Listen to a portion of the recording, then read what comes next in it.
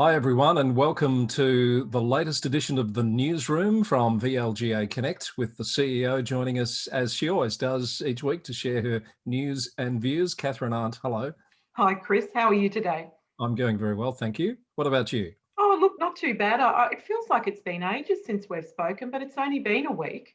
It has only been a week, and it feels even longer since we had this thing called council elections happening, but that's a thing of the past now, isn't it? Look, it is, and we're absolutely full steam ahead. Councils are meeting, just about all of them, I think, have had their statutory meeting, not quite all of them, a few more tonight, to elect their mayor and deputy mayor, and we're closely monitoring the statistics as they come in there, and it looks like it's been an exceptional year for women, which is terrific. So we've talked previously on this program about the increase in the gender parity. We're not at parity, but the increase in the level that was achieved at the last election. Do you think that's going to play out in terms of the balance of male versus female mayors, or will it be perhaps more? What am I trying to say? Not so much driven by those councillors at large figures.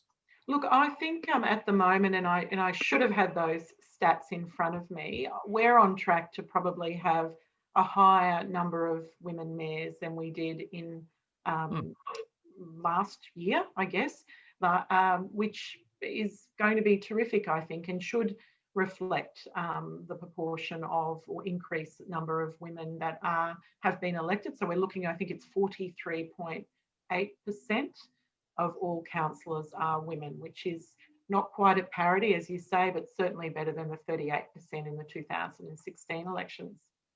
That's what I was trying to say, Kathryn, too, was I wonder whether more than 44% of mayors will be female, but we'll have to wait and see. Yeah, look, we'll have to wait and see, and I should probably have had those stats in front of me, but we can certainly update our viewers as soon as they come in. And look, from the VLGA's perspective, all councillors who have been elected should have received a communication from us, and I do thank those many councillors who have sent me an email personally acknowledging the VLGA's work and thanking us for programs like VLGA Connect, and in particular those live panel sessions that we've run over the past 8 months. So I know the calendar is, we're fast approaching the new year already, and early in the year you generally have your fast track program for new mayors in particular, all on track to happen perhaps in a face-to-face environment, do you think, in 2021? Look, we're hoping that we can do that. We're going to host that, if we can do it in a face-to-face capacity, within our sponsors, Pitcher Partners offices close to Spencer Street. Lovely top floor office there that has a deck, which would be nice for the post days sort of canapes and cocktails. But look, it'd be just terrific to have people in the room face-to-face. Regardless, though, we will also be providing dial-in facilities there. We've got access to technology which will allow people to also join in remotely. And the program, it's probably a bit too early for you to give us any indication of who or what we might be seeing on that program yet? Look, I think the theme will be around the role of the mayor in particular in leading the councillor group as it relates to, their code of conduct and standards of conduct, conflict management. That will certainly take up, a fair chunk of the day, and then there'll be some other panel discussions that are, of course, relevant to an incoming councillor group. Now, it is Victorian State Budget Week, and we're hoping to do a special edition of VLGA Connect to have a look at how that's going to relate to local government, but a really big advance announcement around affordable housing. I know that's something that not just the VLGA, but other peaks have been quite vocal about for a long time now, and it's a pretty significant commitment that the state government has made.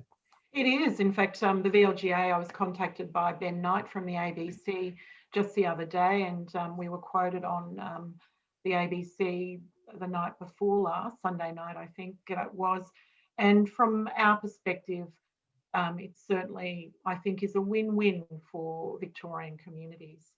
There was some concern expressed that perhaps communities wouldn't have a say in the way in which that housing would manifest itself within their community. But of course, we must remember that the role of councils in deciding on planning applications is a devolved responsibility from the state anyway. They are the responsible authority for that, but it is actually a state responsibility. So what I see here is a win-win for both the local government sector and the state to work really closely together. And one of the, of course, not criticisms, but gaps that has been identified in our planning system is perhaps a lack of a state strategy when it comes to planning for our communities. So this, I think, is an example of that, and we should embrace that. We also should, of course, encourage the government to review its Planning and Environment Act, which I think is a 1987 document,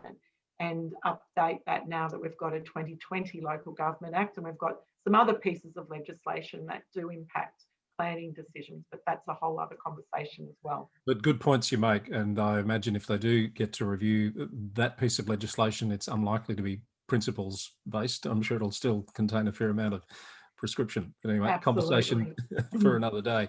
Yes. Couple of housekeeping notes. As we've been mentioning for a while now, all of the candidates in the recent elections need to have their campaign donation returns in by next week. Yes, the 3rd of December, I think is the date. It is, yeah. So important task to remember for all candidates, regardless of whether they were elected or not, regardless of whether they received any donations or not. I'm not sure if you're getting many phone calls about that, but it does seem that some people are still a bit unclear about whether it applies to them or not. Yes, I know, which is a little odd because there is lots of material out there, but of course, for any candidate, it can be quite overwhelming getting your head across the do's and don'ts of a local government election. So really just, reach out to the VLGA, reach out to the VEC if you're not entirely sure, but have a look online. All of the information's there. Kathryn, it might also be worth reminding councillors out there who are part of member councils of the VLGA that any councillor can avail themselves of the advice and guidance of the VLGA, particularly at this time in the cycle where perhaps we've got new councillors wondering about the processes of how do I get onto committees, or how does all this work to become a delegate of this, that, or the other. Are you hearing much talk about that? Yes, look, and that's a really good point, Chris, that you make. As a member of the VLGA, a councillor group, every councillor has access to our services, as do the staff. Some councils are appointing VLGA delegates. That's actually not necessarily it's not a requirement under the VLGA's constitution. Of course, if a council would like to do that, they're more than welcome, but please, not only one councillor can attend or contact us for advice.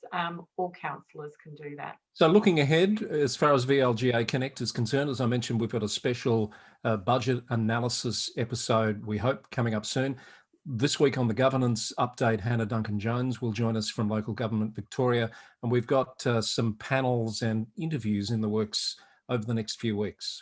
I know, that's very exciting. I'm not sure if we're allowed to talk much about those, but that's a collaborative endeavour between LG Pro, VLGA and the MAV with LGV's support. So we're looking forward to releasing those probably in the coming weeks, as you say, and talking about lots of different things relating to the 2020 Local Government Act.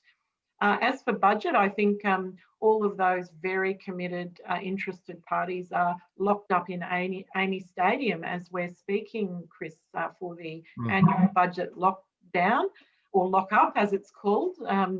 Unfortunately, I couldn't get there today because I had some other things to do, but at 1:30, I believe the Treasurer will announce the budget in Parliament today. There's been a lot of lead announcements, so you just sort of wonder how much more there's going to be, but there's always something that they hold back. Absolutely, yes. All right, Kathryn, thank you. Always good to catch up, and look forward to speaking with you again post-budget for our next newsroom in about a week's time. Looking forward to it, Chris. Have a great week. And that's the newsroom for this week from VLGA Connect. Thanks for watching.